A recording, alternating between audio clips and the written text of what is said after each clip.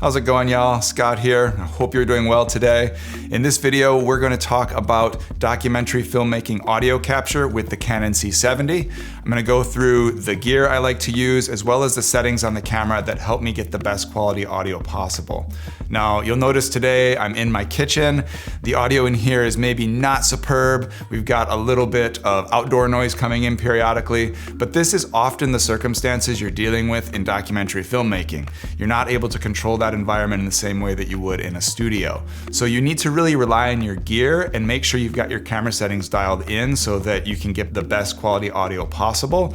And then when you're in post, you have a lot of different sources to work with to help stitch together your final story.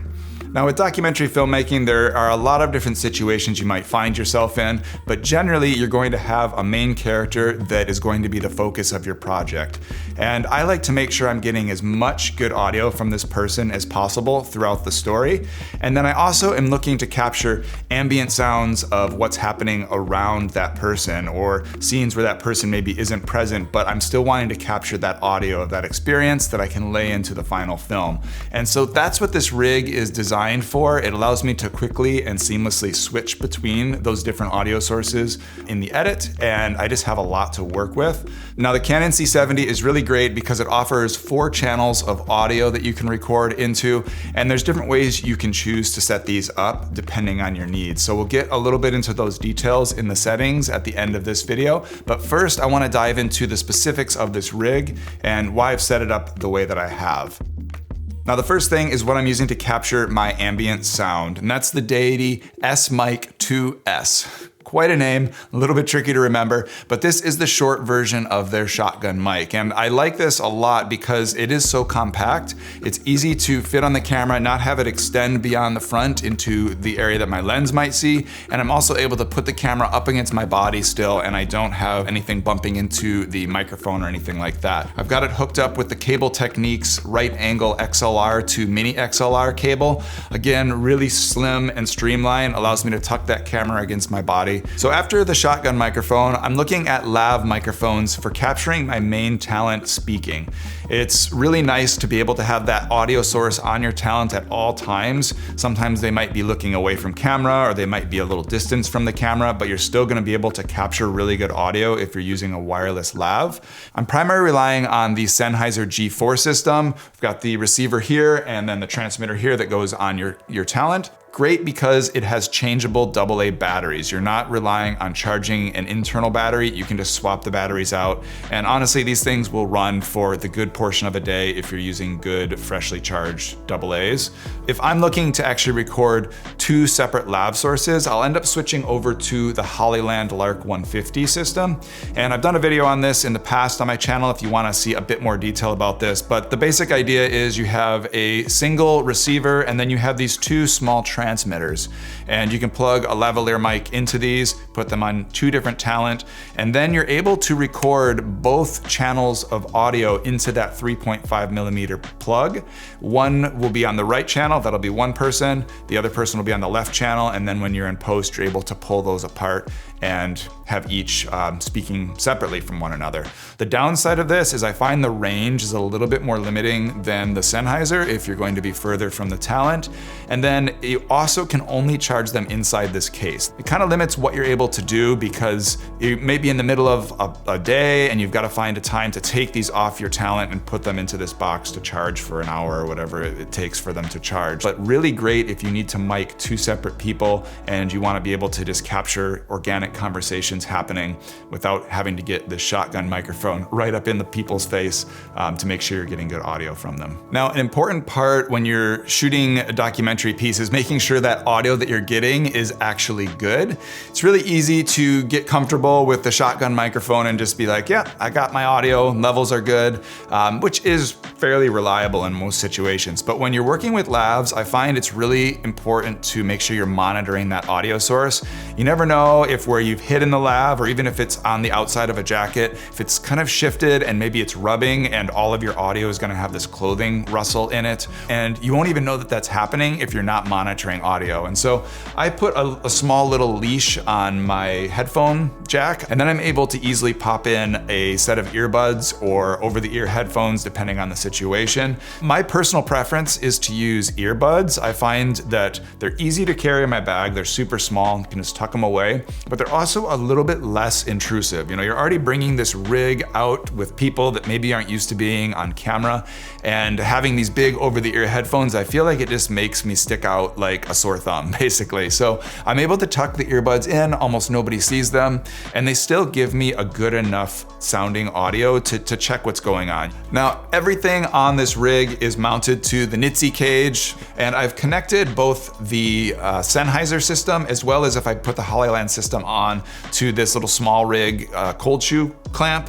It just sits on the side of the camera, really out of the way, and that's really what I'm looking for with this setup. I want something that's streamlined, easy to use, easy to pull out and start shooting without having to do too much management of cables or taking things on and off the rig. Now, along with having great audio capture for your documentary films, having the right soundtrack is so important for guiding your audience into the emotional feelings you'd like them to have while they watch your film. And I've relied on MusicBed for the last couple years for this. They're an incredible platform. Their music does not sound like stock music. It seems like something I'd be listening to in my leisure time, and that's what I think is so great about the platform. They have over 1,000 artists, 40,000 tracks to choose from. Now, when I'm searching for a song, I'll generally start with a genre, and then I'll dive into the mood and the attributes to try to hone that search in a little bit more. Then the advanced characteristics, where I can choose if it's a steady pace throughout the whole song or something that's building to an emotional peak, which can be really helpful depending on the part of the film you're trying to match a soundtrack to. If I don't feel like searching for a track on my own, I'll dive into the featured playlist where other creatives have highlighted tracks that they enjoy.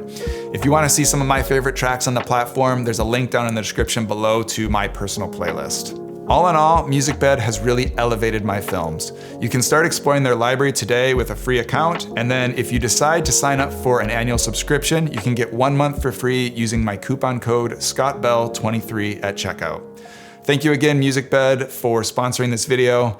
Now let's dive into some of the settings you might want to change on your C70 to use this audio setup. So we're going to start by hitting the audio status button on the back of the camera, and this is going to bring up our levels on the screen. And depending on how you've set your camera up in the past, you might see something different than what I have on my screen here, but we're going to hit the set button, and that's going to bring us into the audio input selection screen. Now, most of the settings we're looking at on the camera are around audio levels to make sure that we're able to record safety channels that will ensure if our track clips on channel 1, we've got a backup on channel 2. So the first thing you need to do is make sure that you're setting your channel 1, channel 2 ALC link as separate, and then your channel 3, channel 4 ALC link is separate as well. This gives us the ability to independently control the 4 different channels of audio on the camera. In addition, we need to set this option here that says channel 2 input, and you can choose that to be channel 2, or we can use that to be channel 1 as the safety track. And if we go to audio input selection, we can choose what's going to be our channel 1 and 2, and what's going to be our channel 3 and 4. Now, on my setup, I've set my channels 1 and 2 as my input terminals for the XLR microphone. And then for channels 3 and 4, we're going to switch that to the mic terminal if it's not already there. And that's going to be the 3.5mm plug on the camera. Now, on the XLR, depending on what microphone you're working with, you might need to be providing phantom power to that, and that's gonna happen through a switch on the back of the camera. You can go from line to mic plus 48 volts, and I'm gonna go to the mic plus 48 volts for my channel 1. Now, in addition to that, we're going to set our channel 1 to manual and our channel 2 to manual using the physical switches on the camera, and then we will dive into the actual setting of those levels. Now, the easiest way to do this is to be talking in front of your camera. You can also snap in front of the camera, but we're trying to get our channel 1 levels to hit around -12, -10 dB, and you're adjusting that through the dial on the back of the camera itself for your input 1. Now to control input channel 2, we're gonna go to the lower dial on the back of the camera and we're gonna make that slightly quieter. We're trying to hit about 6 dB below the levels that we have set for channel 1. So that's gonna put us around the minus 15-ish mark. Now on the Sennheiser, we are going to be able to set a safety track for this as well. Channel 3 is going to be the primary source of audio coming from the Sennheiser. Channel 4 will be the safety track. We won't be able to do that with the Hollyland because channel 3 will be one of the dialogue speakers and channel 4 will be the other one, so we lose that ability to do the safety track. But we'll go through and we'll set this for the Sennheiser. If we pop over to menu 2 of the audio section, we're gonna wanna make sure our audio record levels are set to manual and not automatic. And then we're gonna dive into channel 3 levels. And again, we're just looking to have this hit approximately negative 12 dB in that ballpark. And once we've got that set, for this particular microphone, I've got it set to 22. And then we can do the same thing for channel 4. I've got it set to 18, again, to make sure that we have that safety channel about minus 6 dB. Now with the Sennheiser, recommendation is that you go over to your 4th menu and you can change what your mic input is set to. My readings are that you should provide power to this microphone port. Now the last part of the audio menu on the camera allows you to set your headphone levels and set your monitoring channels. The monitoring channels is a really great section to explore. You can choose if you're gonna be just monitoring your shotgun audio, if you're just gonna be monitoring your lav audio, maybe you wanna hear one in each ear, you have that option. So depending on the circumstances, I'm kind of jumping through these different configurations. And that brings me to the next piece of this video, setting up a quick menu for audio. Now, if you go to the end of your menu in the C70, you'll see there's this star area, and that's your favorites menu. In here, I can choose what channels I'm monitoring audio quickly. I can adjust my levels of channel 3 and 4, which I don't have physical controls on the camera for, and I can adjust my headphone volume. So I strongly recommend setting that up. It makes your life that much easier when you're trying to do things on the fly. Now on the lavs themselves, I have the Sennheiser receiver set to minus 12 dB, and I have my transmitter set to minus 30. You're gonna wanna adjust these depending on what microphone you're using, but these are a safe place to start. There are some really great tutorials out there about using this lav system and how to dial it in. And then on the Hollyland, I have it set to 6. And I find that gives me a good starting place. And again, I'm gonna dial it up and down a little bit depending on that speaker to make sure that the audio isn't clipping. But that is it. That is the setting up of this camera to capture really good documentary audio. I'm using this in kind of a one-man band situation, so I don't have a boom operator or anything like that. So this gets me good audio in most circumstances. The important thing to me is that I'm capturing the environment and I'm also able to get good quality dialogue of my main characters in the film. So hopefully that was helpful. If you have any questions, feel free to drop them down in the comments below.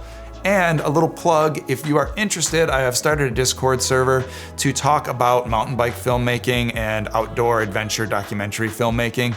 The link to that is down in the description. We've got about 50 creators there already starting to share ideas, coming up with creative projects they might do together, and I would love to have you join if that's something that's interesting to you. But until the next video, get out there, make something beautiful, and I'll see y'all soon. Peace.